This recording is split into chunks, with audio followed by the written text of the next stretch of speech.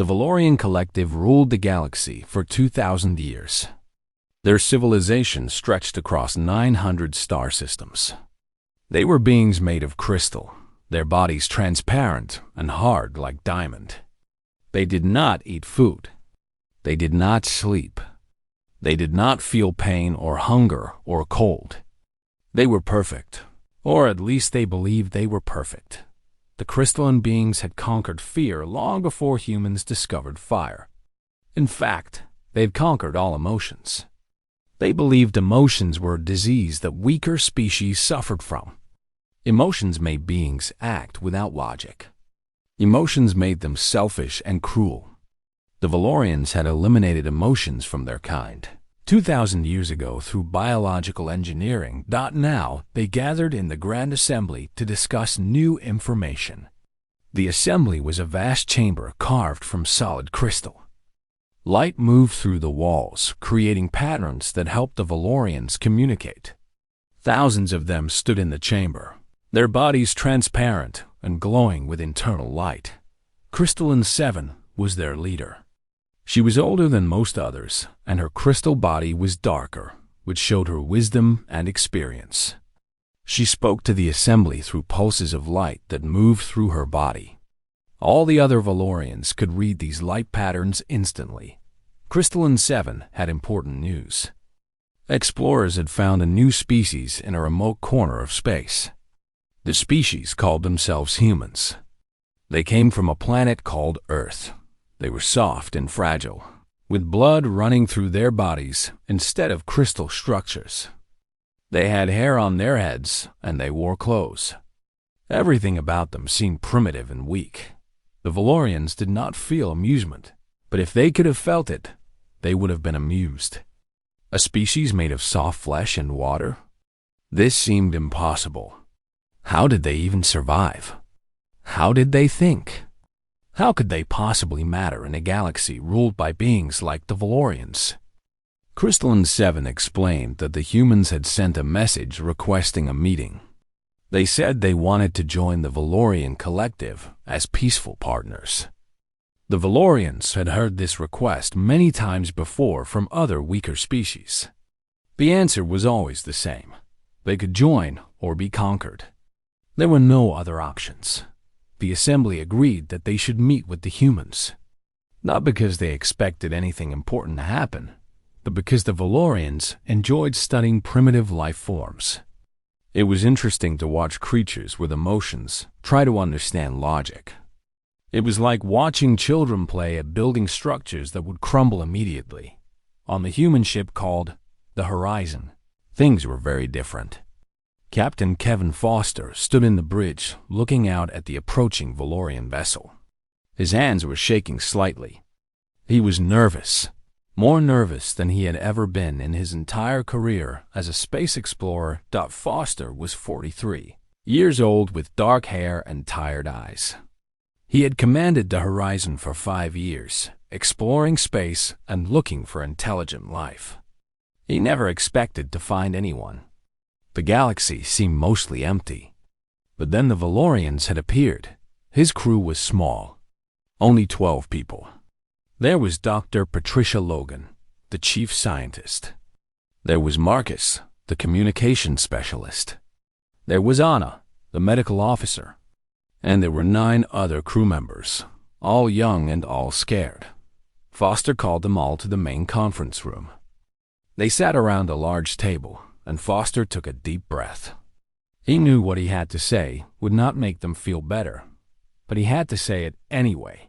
The Valorians will be here in 30 minutes, Foster said. This is the most important moment in human history.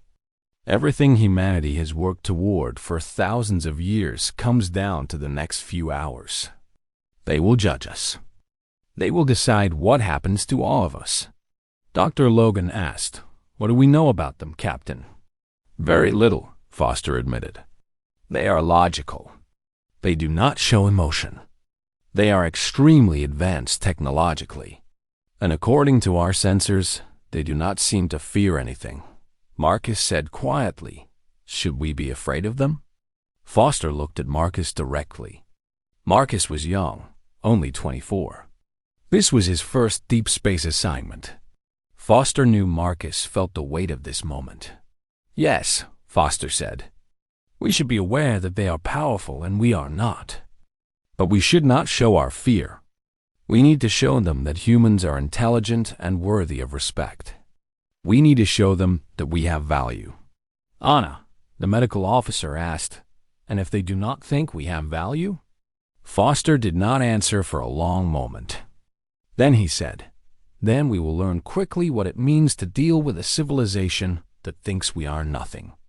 The bridge officer called out that the Valorian ship was entering dock.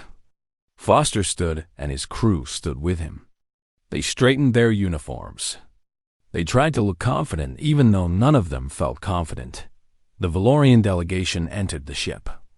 There were 5 of them. Their bodies were taller than humans, standing about 8 feet high. Their crystal structures caught the light and threw it around the room in patterns. They did not move quickly, but each movement was precise and perfect.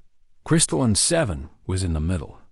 Foster could see she was older from the darker color of her body. She made a sound that was like light fracturing through ice. The communication system translated it into human words. "I am Crystalline 7. I represent the Valorian Collective. Are you the leader of this small craft?" Foster stepped forward. "I am Captain Kevin Foster. I welcome you to the horizon. We have prepared refreshments and—" Crystalline 7 made another sound and Foster stopped talking. "Your offer of refreshments is not necessary," she said. "I do not require food. None of us do. We do not have biological needs like your kind. We are more advanced." The other Valorians stood perfectly still. They looked around the ship with no expression. To them, everything they saw was primitive. The metal walls were crude. The technology was ancient. The humans themselves were barely worth acknowledging. Foster continued with his prepared speech. "We come from Earth seeking peaceful contact with the galaxy's intelligent species. We hope to trade and to share knowledge. We have studied your kind," Crystalline 7 interrupted.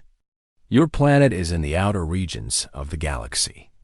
Your technology is approximately 300 years behind current standards. Your understanding of physics is incomplete. Your biology is fragile. You will not survive long as a spacefaring species." The words hit like a physical blow, but Foster kept his face steady. "We have survived on Earth for millions of years," Foster said. "We are stronger than we may appear." Crystalline 7 made a sound that might have been dismissal or might have been something else. It was impossible to know. "I have come to inform you of the decision of the Collective," she said. "Your planet Earth will be absorbed into the Valorian Collective effective immediately. Your people will become a resource colony. They will be relocated to designated work areas. Your government is dissolved." Foster's heart stopped beating for 1 second. Then it started again, faster and harder than before. "We do not agree to those terms," Foster said. His voice was steady, but his mind was racing. Crystalline 7 made that same sound again. This time, Foster understood it was something like laughter, though not the kind that showed joy. "Your agreement is not required," she said. "The occupation fleet will arrive in Earth orbit within 10 of your days. Your military forces cannot resist us. Your weapons are too primitive. You have no options." Foster took a breath. He had expected this, but hearing it still made his stomach turn cold. "I request a delay," Foster said. "I request 48 hours before the occupation fleet arrives. I need time to inform Earth's leaders of this decision and gather their formal response." Crystalline 7 considered this. The other Valorians remained completely still. To them, this request was absurd, but they were curious about how humans would react to their inevitable defeat. 48 hours is acceptable," Crystalline 7 said. "This delay will not change the outcome. We grant this as a courtesy to a species so far below us." She turned and began to leave. Foster watched them go. His crew stood frozen behind him. The Valorian delegation walked back to their ship without another word. No handshake. No peace offering. Nothing. When the Valorian ship departed, Foster returned to his command chair. His hands were shaking badly now. He locked the door to his bridge. "Send a priority message to Earth," he ordered Marcus. "Maximum encryption. Full classified protocols. Coded so only the core bunker can decrypt it." Marcus's fingers moved across his console. "Ready, Captain." Foster spoke with his voice low and steady. "This is Captain Kevin Foster of the Horizon. The Valorian Collective has given us 10 days before invasion. They possess technology far beyond ours. They are emotionless and completely logical. They will not negotiate. We must prepare for war." He paused for one moment. "Include all available data on their ships and weapon systems. We are humanity's last hope of survival." Foster sat back in his chair and looked out at the stars. Earth was out there somewhere, 3,000 light years away. His family was there. Everyone he knew was there. And they had no idea that in 10 days, everything would change. Foster thought about what Crystalline 7 had said. Humans would not survive as a spacefaring species. That meant humans would not survive at all, not as free people. They would become slaves or die. He made a decision right then. If the Valorians thought humans were weak, they would learn the most painful lesson of all. Sometimes the weakest. The core bunker was buried 7 miles beneath the surface of Earth. It had been built 30 years ago in secret by a group of military leaders who believed that alien contact would eventually come to Earth. General Alexander Hayes had designed much of it himself. Hayes was 60 years old with gray hair and a face that looked like it had been carved from stone. He had spent his entire life preparing for this moment. Everyone had thought he was paranoid. They called the bunker a waste of money and resources. But Hayes knew something that others did not. In a universe of infinite possibilities, ignoring the possibility of invasion was the worst kind of foolishness. When the encrypted message from Captain Foster arrived, Hayes was sitting at his desk studying star maps. His assistant, Lieutenant James Cooper, handed him the message. Hayes read it once. Then he read it again. His first thought was not about fear or panic. His first thought was about his daughter. She had died 10 years ago in a colony accident on Mars. She had been 23 years old. She had believed that humanity's future was in the stars. Now the stars had come to humanity, and they came to conquer. Hayes called an emergency assembly. Within 2 hours, the military leaders of every major nation had gathered in the core bunker. They stood around a massive circular table in the war room. Representatives from China, Russia, America, India, Brazil, and the African Union all stood waiting for Hayes to speak. Hayes played Captain Foster's message. He explained the situation clearly. The Valorians had given Earth 10 days before invasion. They would conquer Earth. They would enslave humanity. There was no negotiation possible because the Valorians did not believe in anything except logic and efficiency. The room erupted in chaos. Some leaders argued for surrender. They said fighting was hopeless. Others said they should hide, send the population underground, and wait for the Valorians to lose interest. A general from Russia suggested they launch nuclear weapons at the approaching fleet, knowing it would be useless, but wanting to die fighting. Hayes listened to all of them. He let them speak. And then he stood up and raised his hand, and everyone became quiet. "We are not going to surrender," Hayes said. "We are not going to hide. And we are not going to use weapons that will fail against them. Instead, we are going to teach them something they have never learned." A Chinese general asked, "What can we possibly teach a civilization so advanced?" Hayes looked at him directly. "Fear," Hayes said. We are going to teach them fear. We are going to make them understand what it means to be vulnerable. The room became very quiet. Everyone looked at Hayes like he had lost his mind. "That is impossible," the Russian general said. "They do not feel fear. You heard the report. They eliminated emotion 2,000 years ago." Hayes said, "They eliminated emotion from their biology, but they are still thinking beings. They still survive. And any being that survives must understand fear on some level. It is written into the biology of all living things." He walked to a wall and activated a holographic display.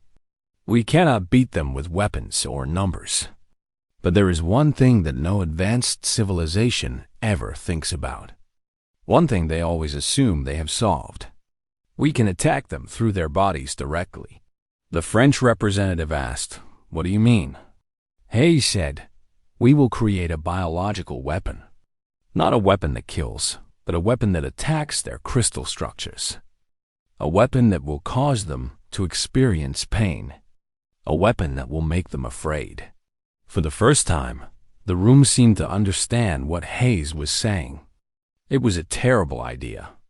It was also the only idea that might work. The meeting continued for 4 hours. By the end, Hayes had authority to assemble a team of the best scientists on Earth. Money was no object. Time was the only currency that mattered. They had 9 days to create an unstoppable bioweapon dot in her laboratory deep in the core. Dr. Lisa Bennett worked without sleeping.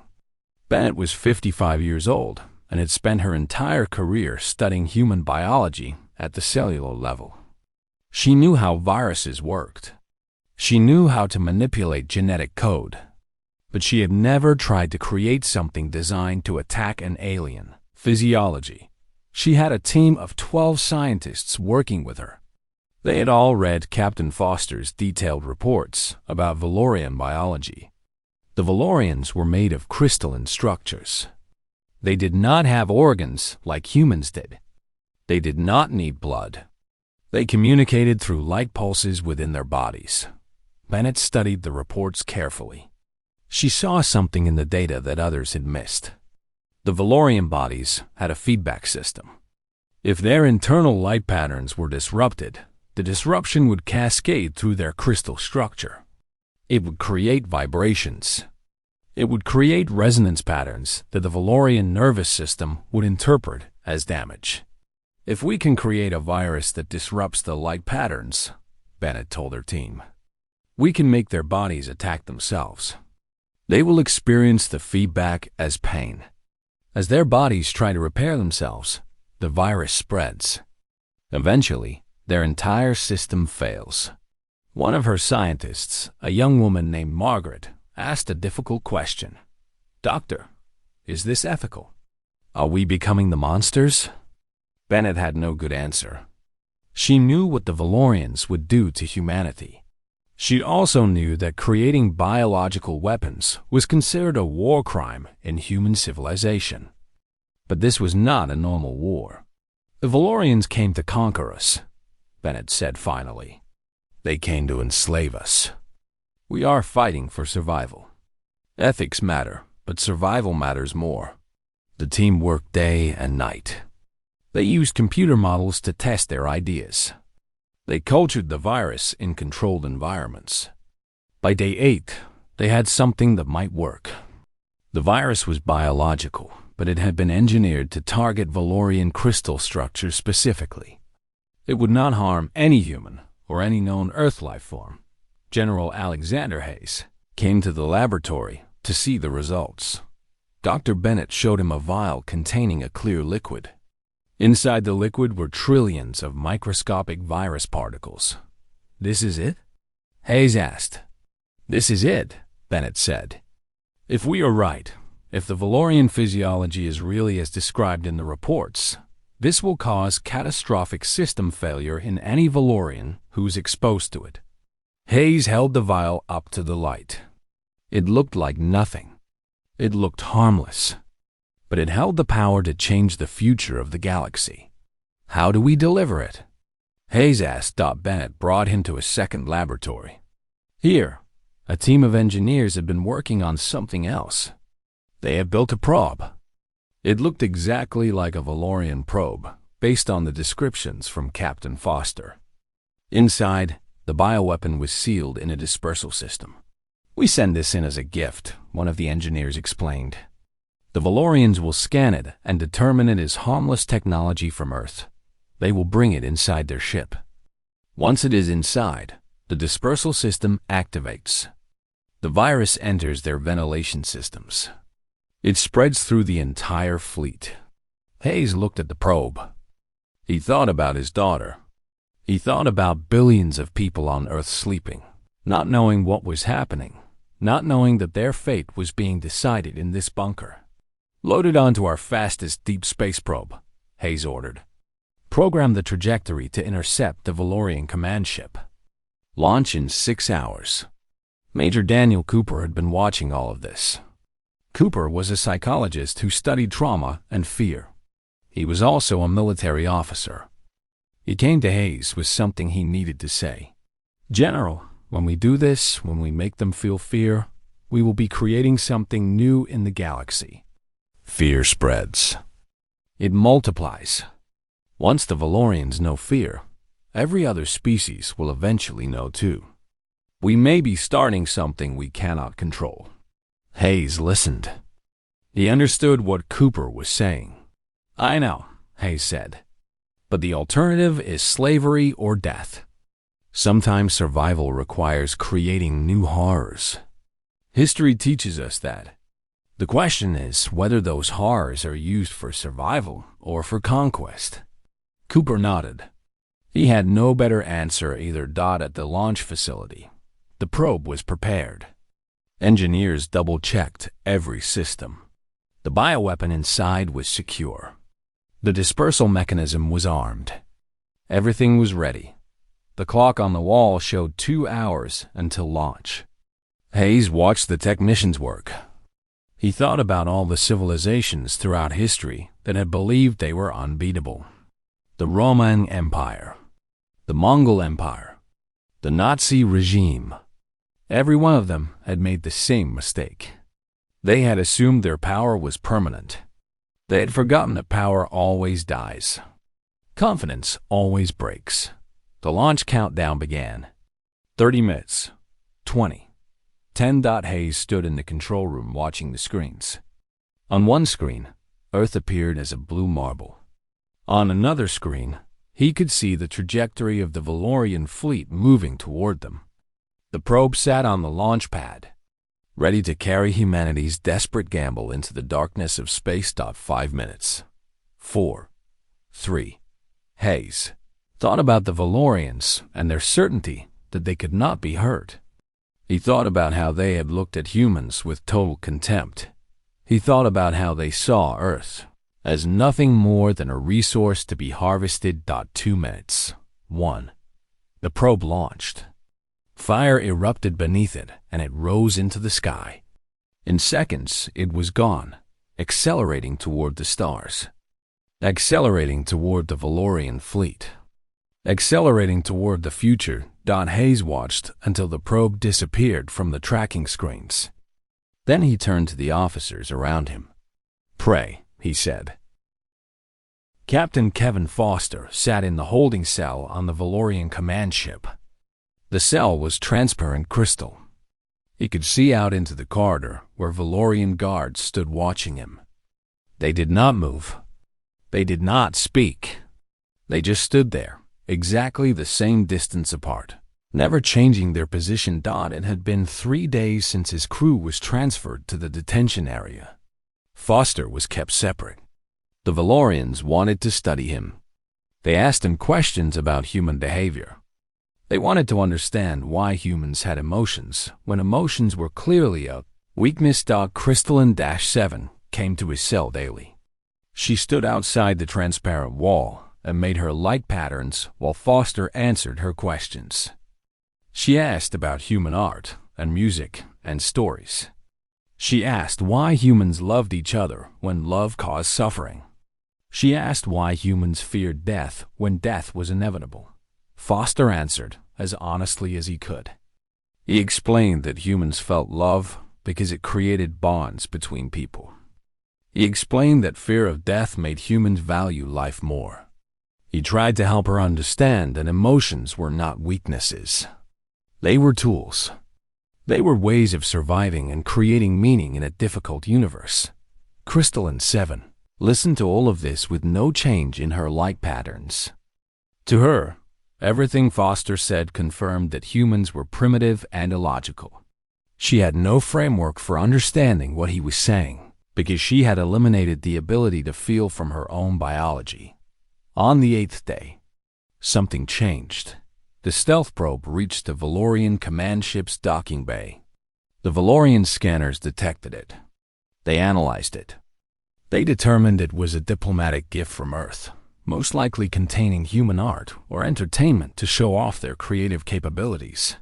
A Valorian science team brought the probe to the main data center. They connected it to the ship's computer systems. They wanted to analyze the contents. They wanted to understand what primitive humans might offer to such an advanced civilization. The probe's doors opened. The bioweapon dispersed in a fine mist. It spread through the ventilation systems. It floated into the water cooling systems. It traveled through every sealed corridor of the command ship. The virus found Valorian bodies. The first effects were small.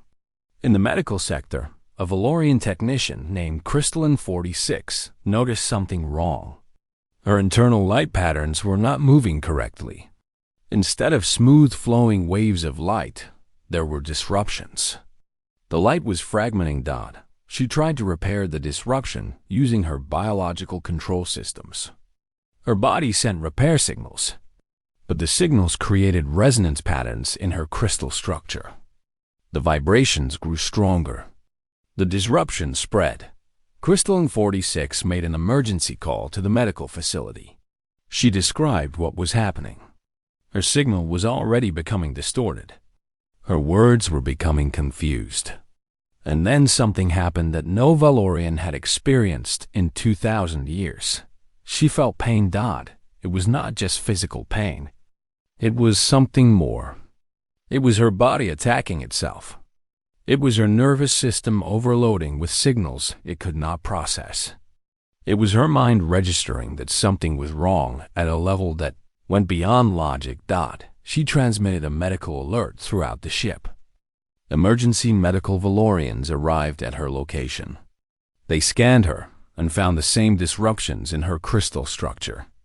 And as they worked to help her, the virus infected them too. Within 30 minutes, 50 Valorian medical units were experiencing the same problem. Their light patterns were fragmenting. Their bodies were sending cascade signals of pain. And for the first time in their existence, they were afraid. Fear is an ancient thing. It lives in the deepest part of any living being's biology.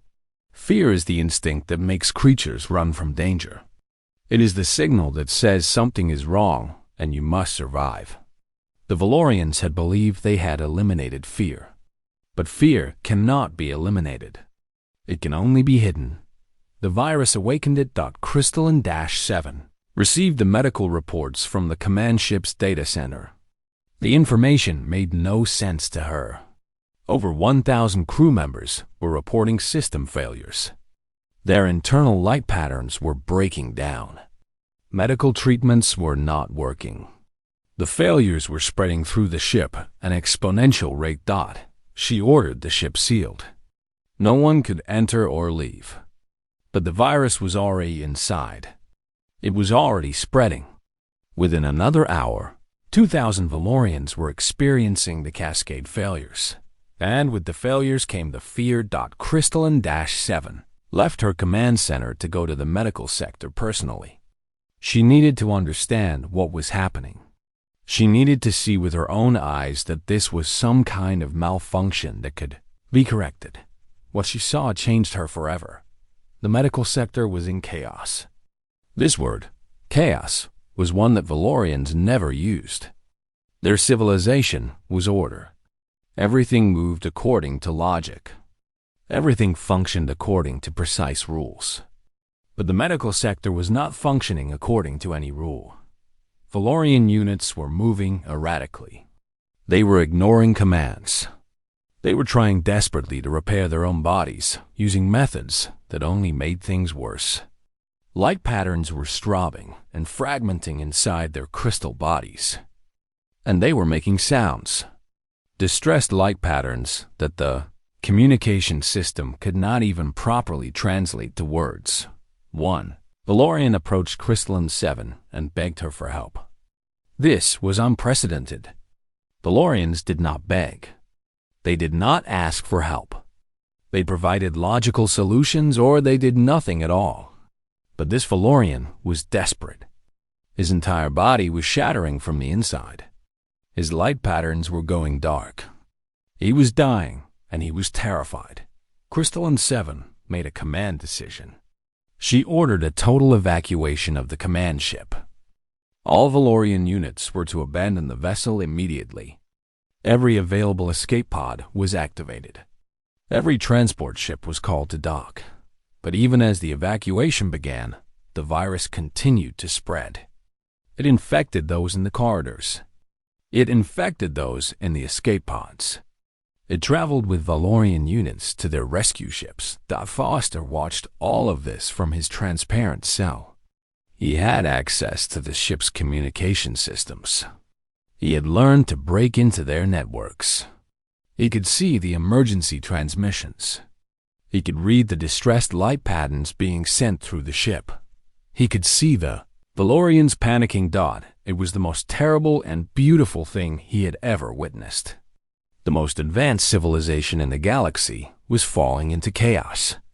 The beings that claimed to have moved beyond emotion were drowning in it.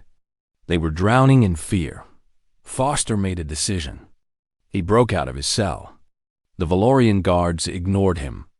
They were focused on their own survival. Foster ran through the corridors toward the communications center. Valorian units tried to block him, but they were too disoriented. Their system failures were making it impossible for them to coordinate. Foster reached the communications center. The main console was still active. He sent a message to Earth. He used the same channel that the Valorians used for their long-distance communications. The message would reach Earth in hours. He spoke clearly and directly. The bioweapon was successful. The Valorians are experiencing catastrophic system failures. They are experiencing fear. I repeat, the Valorians are afraid. They are abandoning the command ship. Repeat, they are in retreat. He paused for 1 second. They are no longer the invincible beings we thought they were. They have learned what it means to be vulnerable. Foster sent the message and then left the communications center. He made his way to the docking bay. Escape pods were launching continuously. Foster found a control panel for one of the remaining pods. He activated the launch sequence. As his escape pod detached from the command ship, Foster watched the vessel behind him. Light was flickering in the corridors.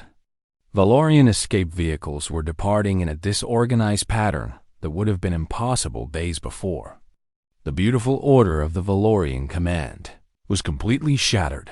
His pod sensors showed the Valorian fleet in the outer system. The command ship's evacuation signals had already reached the rest of the fleet. They were receiving the reports of the plague. They were learning that the invulnerable were now vulnerable. The fleet did not hold its position. The ships began to move. Not in attack formation anymore. Not in the precise coordinated pattern they had maintained for the entire voyage. They began to scatter. Each ship moving independently. Each captain making their own decision to survive. Crystalline 9, the fleet commander, had been on the command ship during the initial evacuation. She had made it to one of the last escape pods. As she left the ship, she sent a message to all Valorian vessels. Retreat. Full hyperdrive jump. Disengage from this system immediately. The command was controversial. Some captains wanted to stay and complete the invasion of Earth. They argued that one planet should not determine the fate of the entire collective. But those captains were already experiencing the first symptoms of the virus.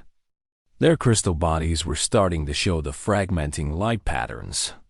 Their confidence was being replaced by something much more powerful. Fear. The Valorian fleet began accelerating toward the outer system.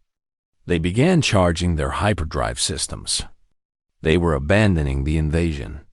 They were running. Foster's escape pod was picked up by a human deep space relay station.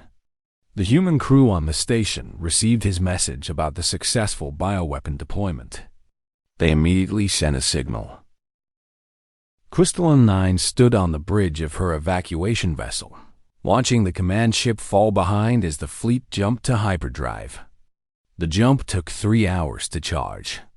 3 hours of watching the infected vessel transmit desperate signals. 3 hours of knowing that thousands of Valorian units were dying in ways that would have been unthinkable days before. The command ship's transmissions became increasingly garbled. The communication systems were damaged by the virus. The crew was too disoriented to maintain proper data protocols. And then the command ship stopped transmitting altogether. It drifted in the void, its internal light patterns going dark, a monument to the Valorian failure to predict the impossible. Crystalline 9 had been a military commander for 300 years. She had overseen the conquest of 47 star systems. She had never retreated from anything. But as she watched the command ship disappear into the darkness of space, she made a decision that would change the history of her entire civilization. She ordered the fleet to jump to the Valorian home system, not to gather reinforcements or to plan a counterattack. She ordered the retreat because her own body was beginning to show the first signs of infection. 2 of her light transmission systems were already showing disruptions. It was only a matter of time before the cascade failures began. The hyperdrive jump was completed. The Valorian fleet emerged in the home system where Crystalline 9 had been born 3,000 years ago. It was a system of 3 planets orbiting a blue star. The worlds were beautiful and orderly, exactly as they had always been. But the returning fleet was not beautiful. It was broken. News of the plague spread through Valorian space faster than the fleet could travel. Rescue ships that had gone to assist the command ship had become infected. They brought the virus back to support stations. The support stations had visitors coming and going from other systems. Those visitors carried the virus with them when they left, within days. The plague was spreading across the Valorian Collective, on the planet Valoris Prime, the largest population center in the galaxy. A pandemic began to unfold. Medical facilities started receiving reports of Valorian units experiencing system failures. The failures were identical to the ones reported from the fleet. The pattern was unmistakable. The plague had reached the home worlds. The Valorian population did not panic at first. They could not panic. Their biology did not allow for panic. Instead, they responded with logic. They quarantined infected units. They attempted medical treatments. They isolated entire cities to prevent spread. None of it worked. The virus was not like any disease the Valorians had encountered in 2,000 years. It was specifically designed to attack their crystal structures. It was specifically designed to cause the cascade failures that resulted in what humans called pain. And as more Valorians became infected, something in their civilization began to change. Medical records were kept of the infected. The records documented something unprecedented. As the virus progressed, infected Valorians reported increasingly strong emotional responses. They reported desperation. They reported what they called system distress, that they now understood resembled the human concept of fear. Some Valorians tried to remain logical. They argued that fear was simply a malfunction of their biological systems. They said that the emotional responses would pass once the virus was defeated. But deep in their crystal hearts, they knew something else. They knew that the virus was awakening something that had always been dormant in their kind. They were remembering what fear meant on Earth. General Alexander Hayes watched the news broadcasts showing Valorian space in chaos. The collective was withdrawing from hundreds of star systems. They were abandoning colonies and settlements. They were pulling their military forces back toward their core worlds. For the first time, the most advanced civilization in the galaxy was acting like a species that was afraid. Hayes stood in the war room with the leaders of Earth's nations. They had won. Against impossible odds, they had defeated the Valorians. But the victory did not feel like triumph. It felt like tragedy. Dr. Lisa Bennett was watching medical reports from Valorian research stations that had fallen into human hands.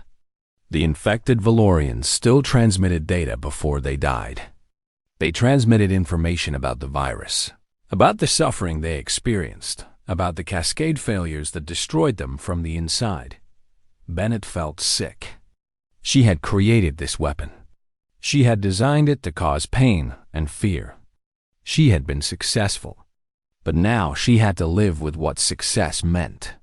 She had taken a species that had believed itself invulnerable and taught them how to suffer. "We need to understand what we have done," Bennett told General Hayes. "We need to study the virus. We need to develop a cure." Hayes looked at her with a face that showed no emotion. Hayes was good at showing no emotion. "Why?" he asked. "Because we created it. Because we have responsibility for it.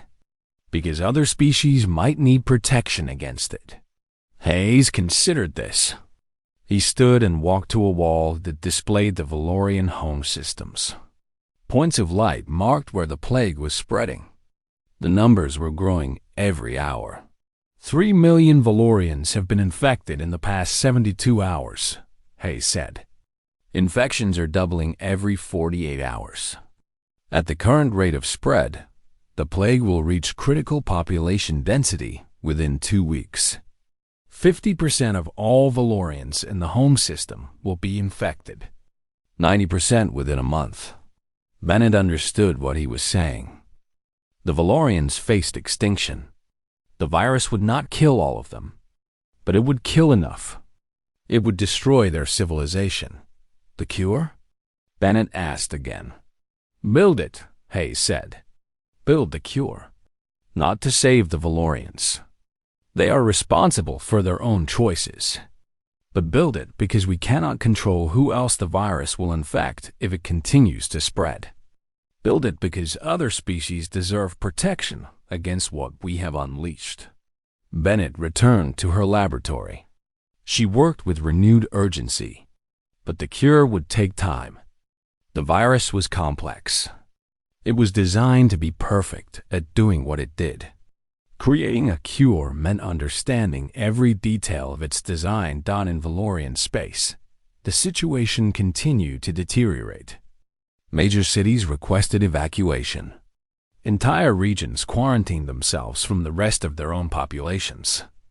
The Valorian government, which had ruled for 2,000 years with logic and precision, began to fail under the weight of crisis. Crystalline 7, the leader of the Valorian Collective, remained on the home world despite her infection. She had decided to face the plague rather than retreat further. Her crystal body showed visible cracks now. Her internal light patterns were mostly dark.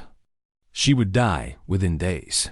Before she died, she sent a message to Earth. The message was long. It was complex. It transmitted through channels that had been used only for formal diplomatic communications. The message was an apology. Crystalline-7 acknowledged that the Valorians had underestimated humanity. She acknowledged that they had made assumptions based on the false belief that they could not be harmed. She acknowledged that they had been wrong about many things, but the message was also something else. It was a warning. Crystalline-7 explained that fear was now spreading through the Valorian Collective. She explained that the cascade failures created by the virus were leading to behavior that the Valorians had not experienced in thousands of years: violence, theft, abandonment of logic, panic. She warned that if the virus continued to spread unchecked, the Valorian civilization would collapse not just politically, but psychologically. The species would survive biologically, but they would be damaged in ways that might never heal. You have created something that will echo through all the ages to come, Crystalline 7 transmitted. You have taught us that we can die. You have taught us that we can feel pain. You have taught us that we are not gods. This knowledge will change us forever. The message ended. Crystalline 7 died 3 hours after transmission. Her crystal body lay on the observation platform in the Grand Assembly, dark and cracked, a monument to the fall of the perfect civilization. Other Valorian leaders reached out to Earth. They requested help. They asked for the cure. They begged for mercy. Some asked for protection. Some asked for trade agreements. Some asked only that humanity not allow their entire species to become extinct. General Hayes convened an emergency session with the leaders of Earth. The debate was intense. Some wanted to demand complete surrender. Some wanted to demand payment for the cure. Some wanted to withhold it entirely and let the Valorians suffer the consequences of their arrogance. But Hayes had a different vision. He believed that the galaxy needed a new understanding. He believed that the Valorians, in learning fear, had learned something about being alive that they needed to know. And he believed that humanity needed to show them something equally important. He believed they needed to show them mercy. Dr. Bennett completed the cure after 8 days of continuous work. It was a compliment to the virus. It would not kill the virus, but it would stabilize the Valorian crystal structures. It would prevent the cascade failures. It would stop the pain. Hayes ordered massive quantities of the cure to be produced. He authorized distribution to all Valorian space, not as a demand for surrender, not as a demand for anything, simply as a gift. The message that accompanied the cure was simple. You tried to conquer us. 6 months after the Valorian fleet retreated, Captain Kevin Foster stood before the United Earth Council in a vast amphitheater in Geneva. The chamber was filled with representatives from every nation on Earth. News networks broadcast his testimony to billions of people around the world. Foster was different now. His eyes had seen things that changed him. He had watched the most advanced civilization in the galaxy fall into fear and desperation. He had been there when order became chaos. He had witnessed history. The Valorians are not monsters, Foster told the council. I spent time with them. I studied them. They are logical beings who made a logical assumption based on their own history. They assumed that advanced technology meant invincibility. They were wrong. A council member from India asked, Captain, do you believe the Valorians were right to attempt invasion? Foster considered the question carefully. No, but I also understand why they did it. They looked at humanity and saw weakness. They saw beings driven by emotion and instinct. They thought they could take Earth the way they had taken other worlds. They did not understand that sometimes the beings that seem weakest are actually the most dangerous. Dangerous? A Chinese representative asked. You mean because we created the bioweapon? Foster nodded. The bioweapon was necessary. But the danger is not just the weapon. The danger is that humans have something the Valorians do not. We have the ability to imagine worst-case scenarios. We have fear.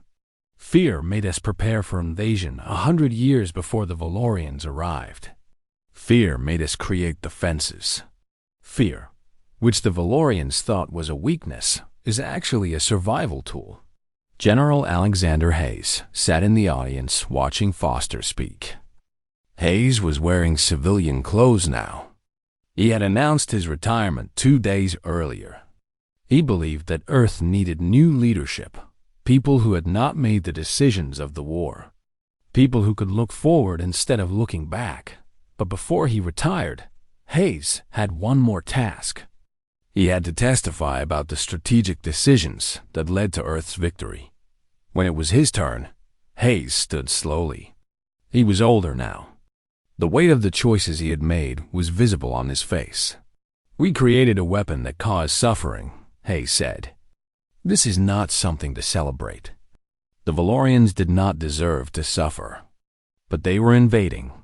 They were enslaving. We had no choice but to stop them. This is the moral reality we live in. Sometimes survival requires us to do things we would never do in a world of peace." A European representative asked, "General, do you regret creating the bioweapon?" Hayes did not answer immediately. He looked out at all the faces watching him. He thought about his daughter, about all the people on Earth who would have died if the invasion had succeeded. "I do not regret it," Hayes said, "but I do grieve it. There's a difference. Grief means you understand the weight of what you have done. Regret means you wish you had made a different choice. I understand the weight, but I would make the same choice again, because the alternative was the end of human freedom." Dr. Lisa Beck was the last to testify. She had continued her work studying the virus and the cure. She had expanded her research to include treatment protocols for Valorians still recovering from the plague. She had become, in a way, responsible for the health of the species she had nearly destroyed. "I want to announce something," Bennett said to the council. "The Valorian government has asked for the cure and treatment protocols. They have offered significant resources to accelerate the healing of their population. I recommend we accept this cooperation. I recommend we share all our research with them." "Even though they tried to invade us?" a council member asked. "Especially because they tried to invade us," Bennett said. "If we hoard the knowledge, if we use it as a weapon, we become like them. We become a civilization that measures value by power. But if we share it, we say something different. We say that all intelligent beings deserve to live. We say that mercy is stronger than conquest."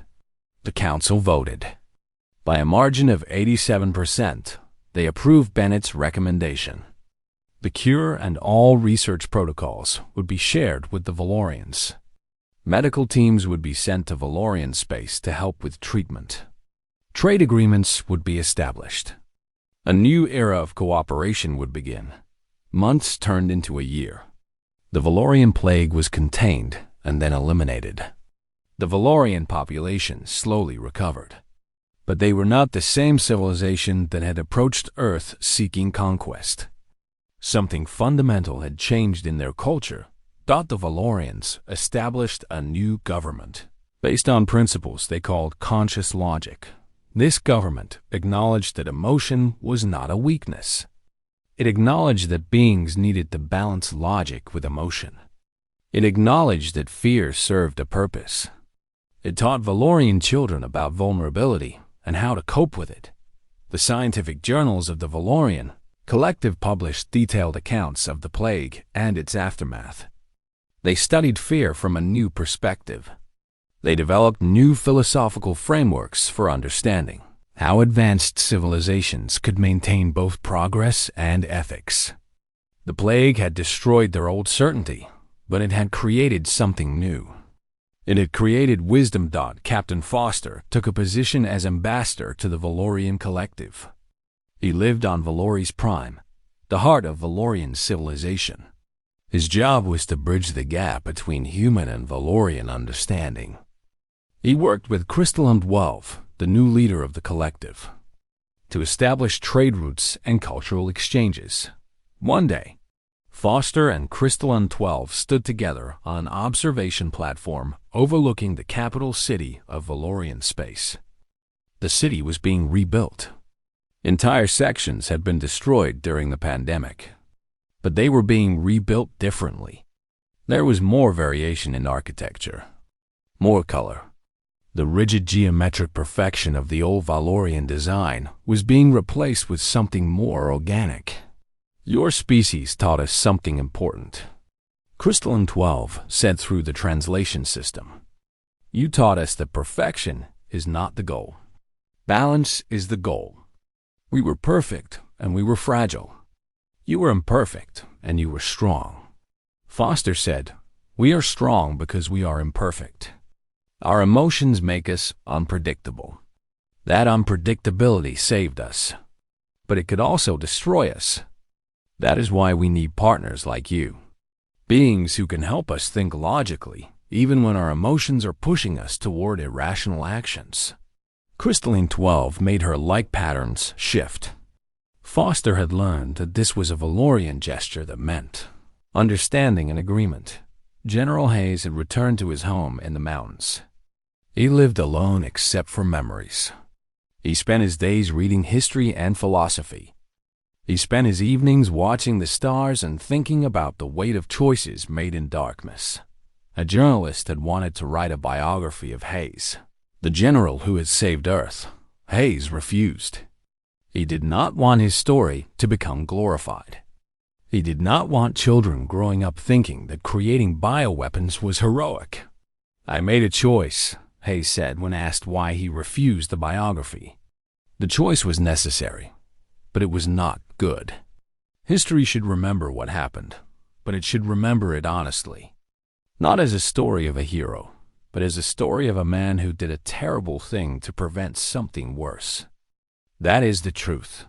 But the world did remember Hayes, not as a hero, but as a symbol of the difficult choices that beings sometimes had to make. Schools taught about the Valorian conflict. They taught about the bioweapon.